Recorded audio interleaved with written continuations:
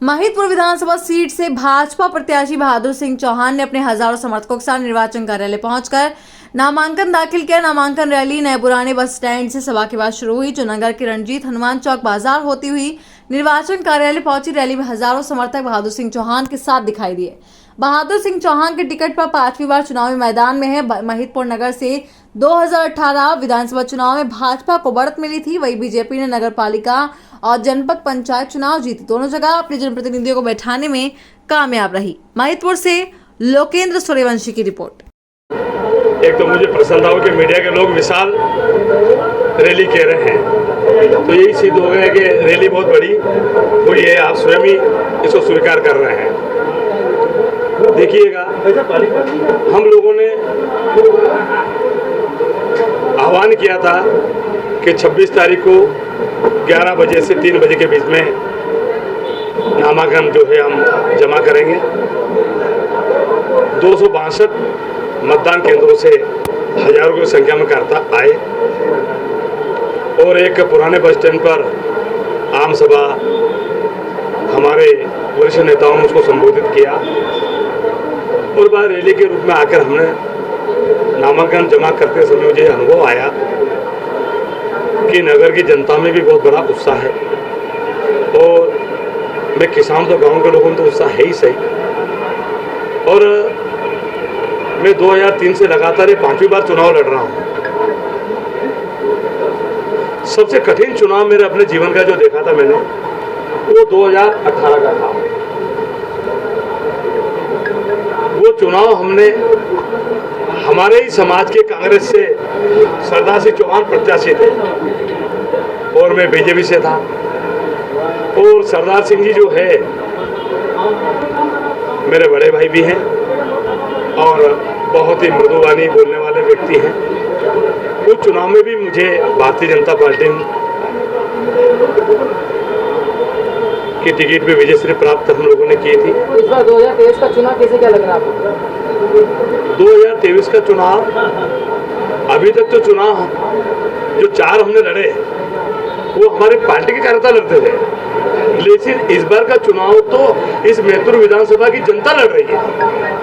महिदपुर विधानसभा की जनता कह रही है कि यहाँ का अगर वो विकास को व्यक्ति कर सकता है तो उसका नाम बहादुर सिंह चौहान है। लोगों ने एक नारा दिया कि विकास का दूसरा नाम बहादुर सिंह चौहान। ये खुद ही तरह तरह के नारे हमारे कार्यकर्ता बना रहे हैं और निश्चित रूप से मैं अपना सौभाग्य समझता हूँ कि यहाँ के लोगों ने, यहाँ की जनता ने लगातार मुझे प्यार दिया है।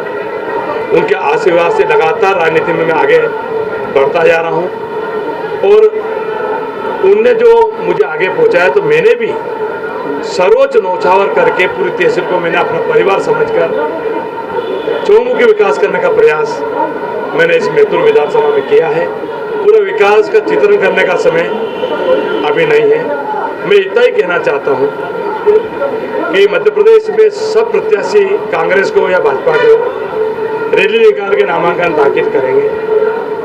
यदि कांग्रेस के प्रत्याशी रैली निकाल के अगर नामांकन दाखिल नहीं करेंगे तो मान लीजिए कि उनके हार सुनिश्चित, उन्हें स्वीकार कर ली है। अगर वो रैली निकाल के, अगर मध्य प्रदेश के सब लोग रैली निकाल के नामांकन भरते हैं और यहाँ के प्रत्याशी अगर रैली नहीं निकालते हैं तो आप समझ जाना, और रैली भी निकलती है तो हमारी रैली की तुलना होगी, हमारे लोगों की भी तुलना होगी। जनता तो देखती है और आज के इस माहौल से ये स्पष्ट जनता ने तय कर लिया है कि यहाँ का विधायक भारतीय जनता पार्टी का प्रत्याशी ही यहाँ से भारी मतों से विजयश्री प्राप्त करेगा। विरोध कहीं देखने को मिल रहा है, पार्टी के कई लोगों को विरोध आपका मैं अभी तक जो है मेरी टिकट सबसे पहले होना थी, लेकिन विलंब से हुई। अब उस विषय में जाना नहीं चाहता हूँ दादा। ये पार्टी का निर्णय है।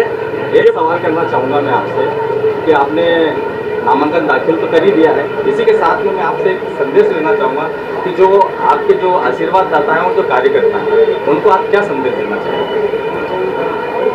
मेरे आशीर्वाद दाता जो हैं और मेरे जो कार्यकर्ता हैं उनको संदेश क्या, मैं तो उनसे प्रार्थना करूँ विनय आग्रह करूंगा कि मैं उनका प्यारा हूँ और बार बार प्यार मुझे वो देते आ रहे हैं। मुझे पूरी उम्मीद है कि मेरे कार्यकर्ता और मेरे आशीर्वाददाता अभी तक के जो चुनाव मैंने जीते हैं उससे कई अधिक मतों से ये चुनाव मेरे आशीर्वाददाता और मेरे कार्यकर्ता मुझे विशेष दिलाएगा, ऐसा मैं आशा व्यक्त करता हूँ। और जहाँ तक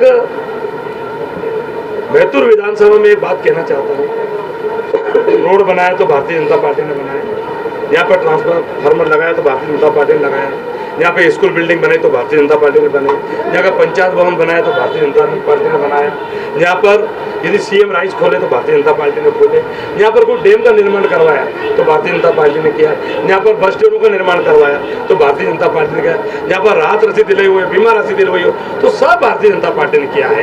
इन 20-25 सालों में कांग्रेस ने एक काम भी नहीं किया तो उसको वोट का हक ही नहीं बनता है।